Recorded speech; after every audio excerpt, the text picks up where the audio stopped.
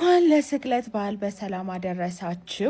እና እኛ ሐኪሞች እንግዲህ በስቅለትም በምንም ስራ አናቆምም። አሁን ገና ነው ከስራ የገባሁት እና ተመልሼ ደግሞ ወደ ስራ ሊሄድ ነው። ስለዚህ በበዓል ቀን ደግሞ እንደዚህ ስራ ከሰራን ለምን ከፎሎወሮቼ ጋር ትንሽ አንነጋገርም፣ ትንሽ አናወራም እና የሚፈልጉት ነገር ካለ ለምን አላስተናግድም በሚል ያላችሁን የስንፈተ ወሲብ ጥያቄዎች 20 ጥያቄዎች መልሳለሁ ማለት ነው። ዛሬ ኮመንት ላይ ባገኘዋት ኖሮ ዶክተር ማኪን በአካል ላገኛት አልችልም፣ በዚህ ነገር በቃ ቪዲዮ ብትሰራልኝ ኖሮ የምትሉት ማንኛውም አይነት ጥያቄ ካለ እስካሁን ድረስ አድሬስ ያላደረግኩላችሁ እስካሁን ድረስ ያልተናገርኩበት የስንፈተ ወሲብ ጉዳይ ኖሮ መጠየቅ ከፈለጋችሁ ዛሬ እድላችሁ ነው። ስድብ አይቻልም። ኦኬ። ከዚህ በኋላ ኮመንቶቹ ክፍት ናቸው። ሴክስ ከማድረግና ካለማድረግ የትኛው ነው ለአእምሯችን ሰላም ይሰጠን? ኦነስትሊ ስፒኪንግ ግንኙነት ማድረግ የአእምሮን ስትረስ በጣም እንደሚቀንስ ብዙ አይነት ሪሰርቾች ያሳያሉ። ግንኙነት በምታደርግበት ጊዜ ብልትህን ለማቆም ዶፓሚን የሚባለው ከነርቭ የሚለቀቁ ፈሳሾች አሉ። እነሱ ኤክሳይት የማድረግ ድብርትን የማጥፋት ምናምን አይነት ኢፌክት ስላለው እንትን ያደርጋል ማለት ነው፣ ደስታን ይሰጣል። ሁለተኛ ደግሞ ልክ ዘር ፈሳሽ ከተለቀቀ በኋላ ኦክሲቶሲን እና ፕሮላክቲን የሚባሉ ሆርሞኖች ይለቀቃሉ። ኮርቲሶል የሚባለው ወይም በጭንቀት የሚለቀቁት ሆርሞኖች ጋር የመጋጨትና ያንን ነገር ዝቅ የማድረግ ነገር ስላላቸው የጭንቀት ሆርሞኑ በቀነሰ ቁጥር ጭንቀት ይቀንሳል ማለት ነው። ስለዚህ እነዚህ አይነት ነገሮች ለአእምሮ ጤና በጣም ከፍተኛ ናቸው። ወንድ ግንኙነት ማድረግ አለብኝ ስትረስን ሪሊፍ ለማድረግ ወይም ለአእምሮ ጤናዬ በሚል ብቻ ማለት ነው ወደማይሆን ግንኙነቶች ይገባሉ። ፕሮቴክትድ ወደ አልሆኑ ግንኙነቶች ይገባሉ። ሴጋ ወደ መምታቶች ይገባሉ። እና ያ ብቻ ነው ስትረስን ሪሊፍ ማድረጊያ ማለት አይደለም። ለአእምሮ ጤና ትክክል ነው፣ እውነት ነው። ግን ግንኙነት በአፕሮፕሬት እና በትክክለኛና ትክክል በሆነ አይነት ሴቲንግ ውስጥ ነው መደረግ ያለበት እንጂ ግንኙነት ማድረግ የስትረስ ሪሊፈር ብቻ ተደርጎ መታሰብ የለበትም። ቢካዝ ዶፓሚንን ማለት ነው ስፖርት በመስራት መልቀቅ ትችላላችሁ። ኮርቲሶልን ደግሞ ማታ ማታ ወክ በማድረግ መቀነስ ይችላል። ስፖርት በመስራት መቀነስ ይችላል። እና ግንኙነትን ለመተካት ደግሞ ሴጋ የሚጀመርበት ነገር አይደለም። ሴጋ ብዙ አይነት ችግሮች ያመጣል። ሆርሞን ያዛባል፣ ቶሎ መጨረስን ያመጣል፣ ነርቭ ይገላል። ስለዚህ የብልት አለመቆም ችግር ያመጣል ማለት ነው። ስለዚህ እነሱ ነገሮች ውስጥ ባትገቡ መልካም ይመስለኛል። ቴስቴስትሮን ለመጨመር ምን ማድረግ አለብኝ? ኦኬ፣ ቴስቴስትሮን ለመጨመር ባይዘው ማለት ነው ክብደት የማንሳት እንቅስቃሴዎች መስራት አለባችሁ። ከዛ ከፍተኛ ፕሮቲን ያላቸው ምግቦችን መብላት አለባችሁ። ብዙ ጊዜ ደግሞ ቴስቴስትሮን ለመጨመር ሁለቱ አንድ ላይ ቢሆኑ ጥሩ ነው። ፕሮቲን ብቻ ያለው ምግብ ብቻውን ምንም አይጠቅምም። ክብደት ማንሳት እንቅስቃሴዎች ደግሞ ብቻ ምንም አይጠቅም። ስለዚህ ሁለቱን አንድ ላይ አድርጋችሁ ስታደርጉት ቴስቴስትሮን ይጨምራል ማለት ነው። ከዛ በኋላ አንዳንድ ደግሞ ሰፕሊመንቶች መውሰድ ትችላላችሁ። ቫይታሚን ዲ፣ ማግኔዥየም ግላይሲኔት፣ አሽዋጋንዳ። ቴስቴስትሮን እጥረት ካለባችሁ ደግሞ ብዙ አይነት ምልክት ይኖርባችኋል። ጸጉራችሁ ይነቃቀላል፣ ውፍረት ትጨምራላችሁ፣ አቅም አይኖራችሁም፣ ብሬን ፎግ ወይም ነገሮችን የመርሳት ኮንሰንትሬሽን ማጣት፣ ለስራ ሞራል ማጣት ሊሆን ይችላል። ከዛ በኋላ ደግሞ የስንፈተ ወሲብ ነገሮች ሊያጋጥማችሁ ይችላል። በተለይ ደግሞ የፍላጎት ማነስና የብልት አለመቆም ችግር ብዙ ጊዜ ከቴስቴስትሮን ማነስ የሚመጣ ነገር ነው ማለት ነው። ስለዚህ እንደዚህ አይነት ምልክት ካለባችሁ መታችሁ ሆርሞናችሁን ቼክ አድርገን ወይ በኪኒን ወይ በመርፌ ቴስቴስትሮናችሁን ማስተካከል እንችላለን። ይህንን ጥያቄ ብዙ ጊዜ እጠይቃለሁ እና ብዙ ክላይንቶቼ ደግሞ መጥተው ኦልሬዲ የባህላዊ ሕክምና ሞክረው ነው ወደ ሕክምና የሚመጡት ማለት ነው። እና ስንፈተ ወሲብ ሲባል ማለት ነው ብዙ አይነት አሉ። ግን የባህላዊ ሐኪሞች እዚህ ቲክቶክ ላይም ያሉት እኔ ደግሞ በኤክስፔሪንስ የማውቃቸው ለሁሉም ስንፈተ ወሲብ አንድ አይነት መድኃኒት ነው የሚሰጡት። ወይ የሆነ አይነት ቻይኒዝ ኸርብ ነገር ምናምን ይቀለቅላሉ፣ በማር በምናምን በወተት ምናምን ቀላቅለው ነው እንደዚህ አይነት ነገር ሕክምና የሚያስጀምሩት ማለት ነው። ስለዚህ ስፔሲፋይ ሳይደረግ እንዴት ነው የሚታከመው ነው ጥያቄው።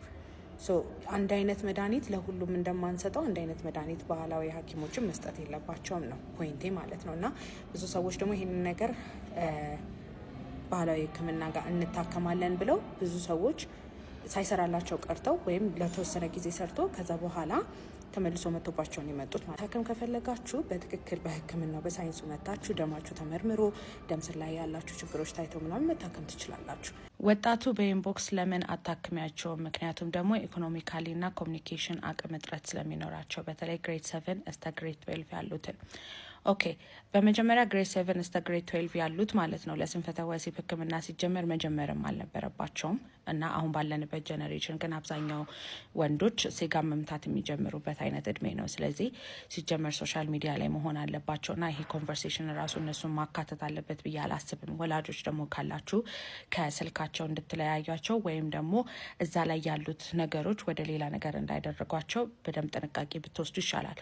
ሁለተኛ ደግሞ ስንፈተ ወሲብ ሲታከም ማለት ነው በብዙ አይነት አንግሎች ነው የሚታከመው። ኦኬ ሶ አንድ ወንድ ቢሮዬ መጥቶ ለስንፈተ ወሲብ ህክምና ሲጀምር በመጀመሪያ ማውራት ነው የምንጀምረው። ሰው ስንት ጊዜ ነው የቆየው፣ ምን አይነት ስንፈተ ወሲብ ነው የሚያስቸግረው እና ምን አይነት ሳይኮሎጂካሊ ችግሮች ተፈጥሯል የሚባሉ ነገሮች እንትን የሚደረገው ነው እና ፊት ለፊቴ ተቀምጦ ከሚያመጣው ቫይብ ከሚያመጣው የንግግር ስታይል ከሚያመጣው የጭንቀት እንትን ማለት ነው ብዙ አይነት ነገር ውስጥ እንዳለፈና ያ ነገር ስነልቦናዊ አስፔክት አለው ወይ ብዬ የምጠይቅበት ነገሮች ይኖራል። ስለዚህ ሰውየውን በአካል ማየት አለብኝ ማለት ነው። ሁለተኛ ደግሞ ማለት ነው ማንኛውም አይነት ስንፈተ ወሲብ የቶሎ መጨረስም፣ የብልት አለመቆም ችግርም፣ ፍላጎት ማነስ፣ ዘግይቶ መጨረስ፣ ለሁለተኛ ዙር ዝግጁነት ማጣት፣ ማንኛውም ነገር ማለት ነው ሆርሞን ቼክ መደረግ አለበት። ሶ ደም ተወስዶ ቼክ መደረግ አለበት። ስለዚህ ኦንላይን መታከም የሚችል ነገር አይደለም። በትክክል ምርመራ ያስፈልጋቸዋል። ያለ ምርመራ ደግሞ የሚታከም ነገር የለም።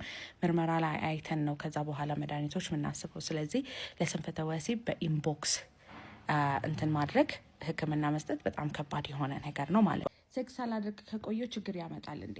ኦኬ ይሄ ጥያቄ በብዙ ሰዎች ነው የሚጠየቀው እና ብዙ አይነት መላምቶች ይናገራል። ግንኙነት ካላደረጋችሁ የብልት ማነስ ያጋጥማቸዋል ብለው የሚናገሩ ሰዎች አሉ። ቢካዝ ብልት ሲቆም ደም ወደዛ የሚሄድ አንደኛው ስራ ስለሆነ ደም ስር ግትርትር ስለሚልና ደም ወደ ብልት ስለሚሄድ ብልት አካባቢ ያሉት ጡንቻዎች ስለሚመገቡ ሳይዝን ሜንቴን ታደርጋላችሁ ወይም የብልት መጠናችሁ እንዳይቀንስ ያደርጋል ነው። አንድ ወንድ ማለት ነው ሴክስ አደረገም አላደረገም፣ ግንኙነት ውስጥ ሆነም አልሆነም፣ ሚስት ኖረችውም አልኖረችውም ጧት ብልቱ ይቆማል፣ ደም ይሄዳል ማለት ነው። ስለዚህ ሳይዝ አይቀንስም። ሳይዝ የሚቀንስባችሁ ጧት ብልት የማይቆምላችሁ ከሆነ ነው ማለት ነው። ሁለተኛ ደግሞ የሚናገሩት ለፕሮስቴት ካንሰር ያጋልጣል ግንኙነት አለማድረግ ነው።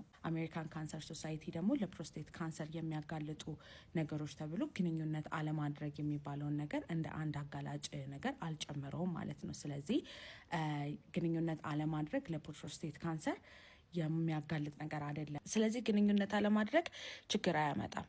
የብልት መጠናችሁ ሜንቴን ለማድረግ ጠዋት የሚቆምላችሁ በቂ ነው። ከዛ በኋላ ደግሞ ዘር ፈሳሽ ደግሞ አይጠራቀምም በሰውነት ማለት ነው።